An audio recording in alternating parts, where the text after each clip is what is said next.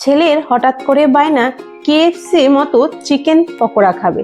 তো চিকেন পকোড়া বানাতে আমি কিছু বোনলেস চিকেন সানডেতে এনেছিল, তুলে রেখেছি। সেখান থেকে আদা, কাঁচা লঙ্কা আর রসুন থেতো করে দিয়েছি। তার মধ্যে স্বাদমতো নুন, কর্নফ্লাওয়ার আর একটা ডিম ভালো করে ম্যারিনেট করে 1 ঘন্টার মতো ঢাকা দিয়ে রেখে দিয়েছিলাম। এবার একটি বোলের মধ্যে নিয়েছি ময়দা।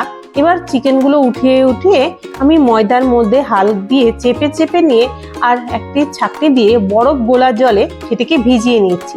আবার একই রকম করে ময়দার মধ্যে চেপে চেপে কোট করে রেখে নিচ্ছি। এভাবেই এক এক করে রাখা হয়ে গেছে।